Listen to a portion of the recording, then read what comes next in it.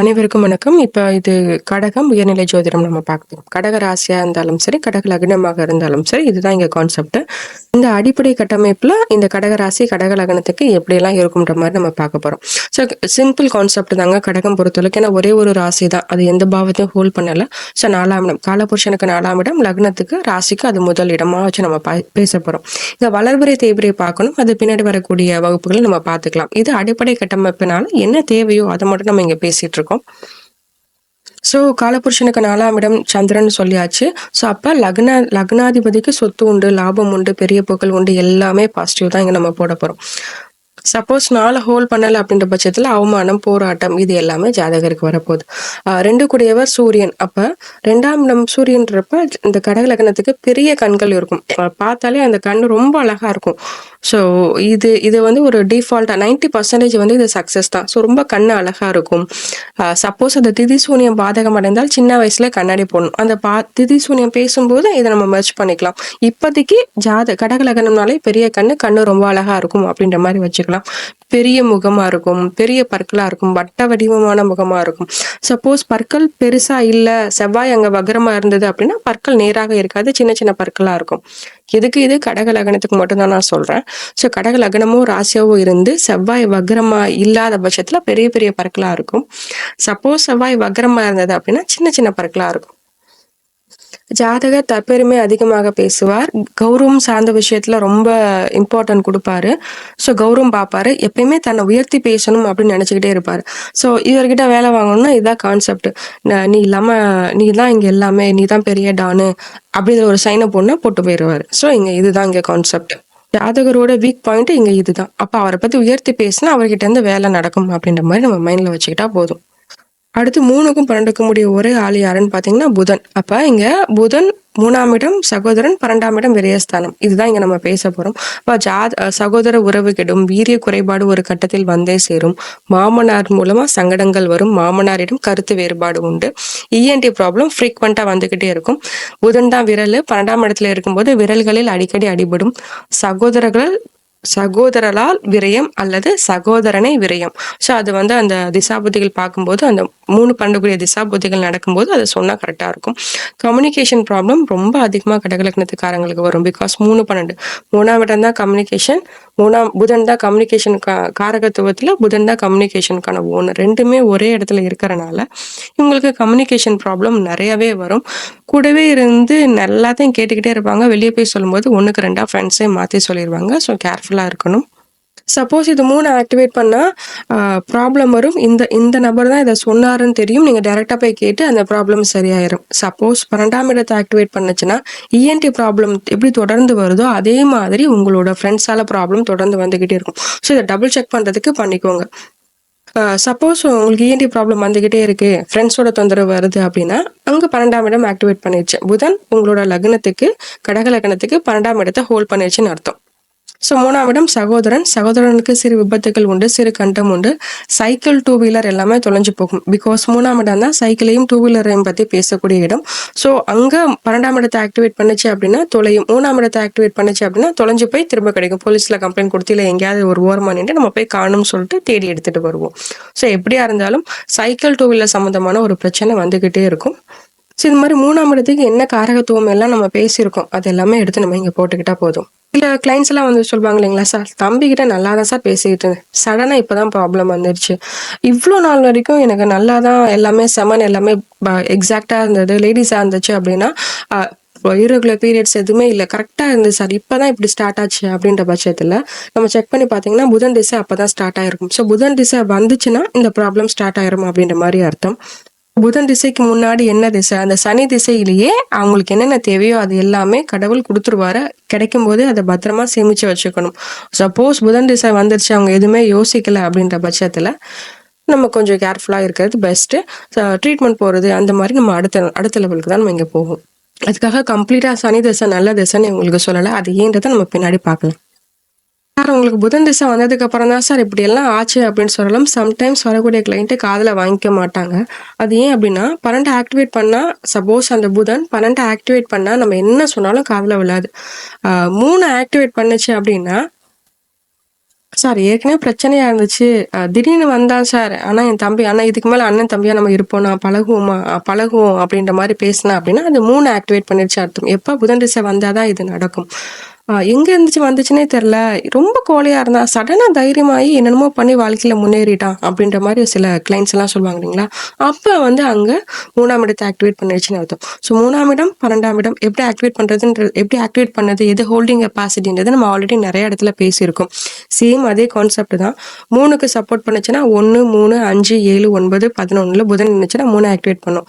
இதுக்கு அகைன்ஸ்டா இருந்துச்சுன்னா 12 ஆக்டிவேட் பண்ண போகுது. இதுதான் கான்செப்ட் இங்க.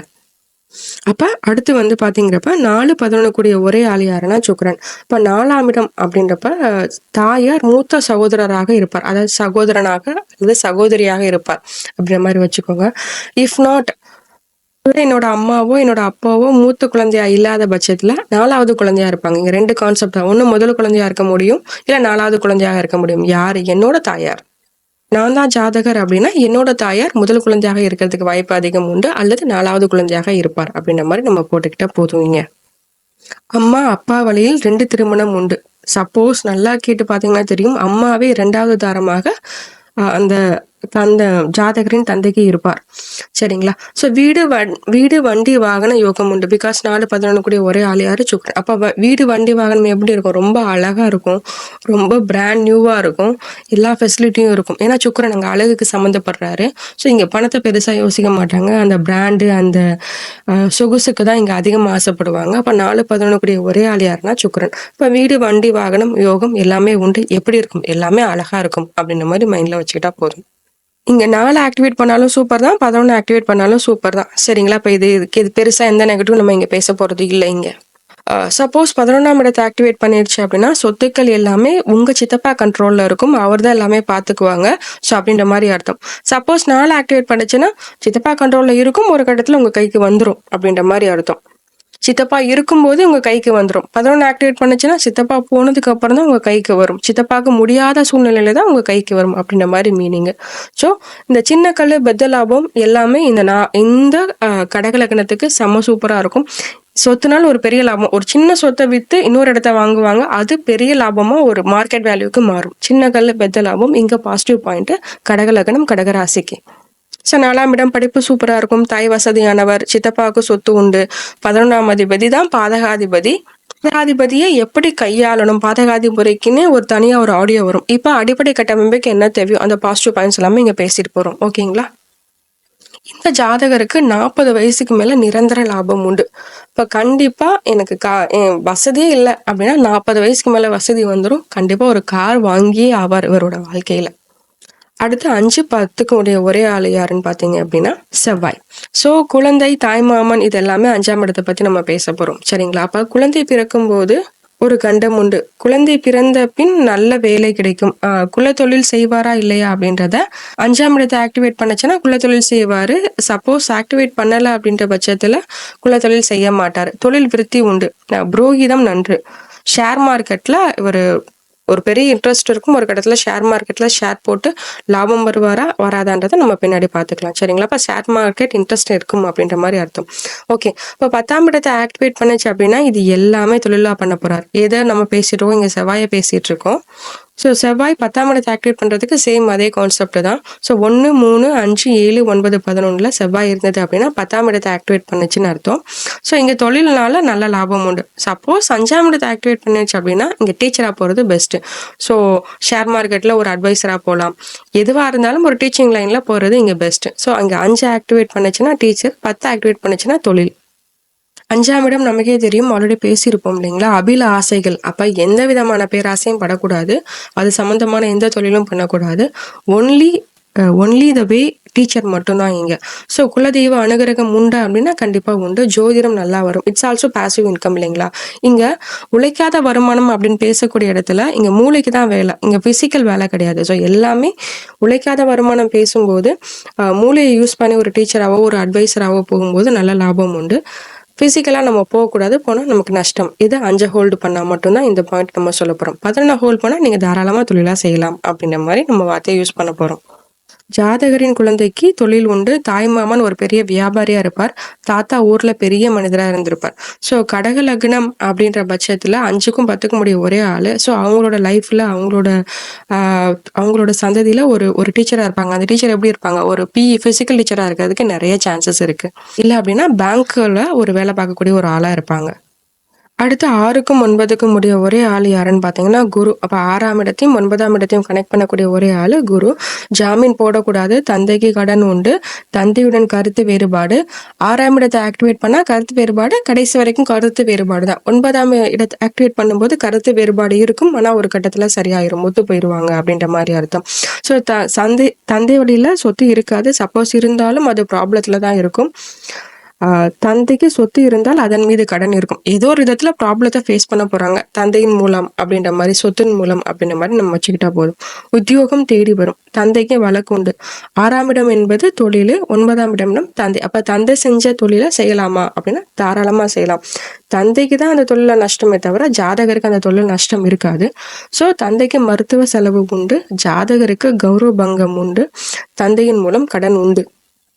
அடுத்து 7க்கும் 8க்கும் உடைய ஒரே ஆள் யாருன்னு பார்த்தீங்கன்னா சனி. அப்ப இங்க திருமண தடை, திருமணத்தின் போது ஒரு விபத்து உண்டு, திருமணத்துக்கு பிறகு குடும்ப வழக்கு உண்டு. இது எல்லாமே நம்ம சொல்ல போறோம். பிகாஸ் 7ஆம் இடம் கலத்திரம், 8ஆம் இடம் வம்பு வழக்கு. இப்ப 2த்துக்கு ஹோல்ட் பண்ற ஒரே ஆளு நம்ம சனி தான். ஸோ சனிக்கு இது எல்லாமே நம்ம எடுத்துக்க போறோம்.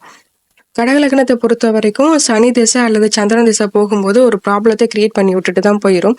ஸோ கலத்திரத்துக்கு ப்ராப்ளம் உண்டு. அப்படி இல்லைன்னா கலத்திரத்தினால ஜாதகருக்கு ப்ராப்ளம் உண்டு. ஸோ எனிவே ஆஃப்டர் மேரேஜ் ஒருவேளை சந்திர திசையோ சனி திசையோ நடக்கும்போது இந்த ப்ராப்ளத்தை அவங்க சந்திப்பாங்க அப்படின்ற மாதிரி நம்ம மைண்ட்ல வச்சுக்கிட்டா போதும். தைரியமா சொல்லுங்க. செக் பண்ணி பார்த்துட்டு தைரியமா சொல்லுங்க. கண்டிப்பா கிளைண்ட் ஆமான்னு தான் சொல்லுவாங்க. தொழில் பண்ணி கேஸ் ஆயிடுச்சான்னு கேளுங்க. ஆமா கேஸ் ஆயிடுச்சுன்னு தான் சொல்லுவாங்க. கூட்டு தொழில், ஏன்னா 7ஆம் இடம் தான் கூட்டு தொழில். அப்ப இங்க கூட்டு தொழில் பண்ணி கேஸ் ஆயிடுச்சான்னு கேளுங்க.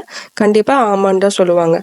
ஸோ சனி ஆயிலையும் சொல்லும். அப்ப கலத்திரத்துக்கு ஆயில் குறைபாடு உண்டு அப்படின்ற மாதிரி அர்த்தம். வயது மூத்த ஆண்கள் அல்லது பெண்களிடம் தொடர்பு இருக்கும். கேர்ஃபுல்லா இருக்கணும். இவரோட கலத்திரத்துக்கு, அதாவது கடக லக்னத்தை கம்பேர் பண்ணும்போது அதோட லைஃப் பார்ட்னர் கலத்திரத்துக்கு அழகு குறைவு. ஸோ திருமணத்துக்கு பிறகு ஒரு விபத்து உண்டு. ஸோ அல்லது திருமணத்தின் போது ஒரு விபத்து உண்டு அப்படின்ற மாதிரி போட்டுக்கிட்டா போதும். கூட்டு தொழில் ஆகாது. யூரினரி ட்ராக் இன்ஃபெக்ஷன், அந்த சனி திசை சந்திர புத்தியில இல்லாது ரெண்டுமே, சனி திசையா இருந்தாலும் சரி இல்லை சந்திர திசையா இருந்தாலும் சரி இந்த ப்ராப்ளம் ஜாதகருக்கு வரும். லவ் மேரேஜ் ஆகவே ஆகாது கடக லக்னத்தை பொறுத்த அளவுக்கு. 7க்கும் 8க்கும் உடைய ஒரே ஆளு, 10க்கும் ஒரே ஆளு தான். அப்ப 7க்கும் 8க்கும் செவ்வாய், 5க்கும் 10க்கும் ஒரே ஆளு. 7க்கும் 8க்கும் உடைய ஒரே ஆளு சனி, 5க்கும் 10க்கும் உடைய ஒரே ஆளு யாருன்னா செவ்வாய். சப்போஸ் 5ஐயும் 7ஐயும் ஆக்டிவேட் பண்ணிச்சுன்னா எந்த ப்ராப்ளம் வந்தாலும் சரியாயிடும். வெல் அண்ட் குட், நம்ம போய்கிட்டே இருக்கலாம். 8 10 ஆக்டிவேட் பண்ணிச்சுன்னா ப்ராப்ளம் வரும், சரியாகாது. அது தேவையில்லாத பிரச்சனையில தான் போய் முடியும்.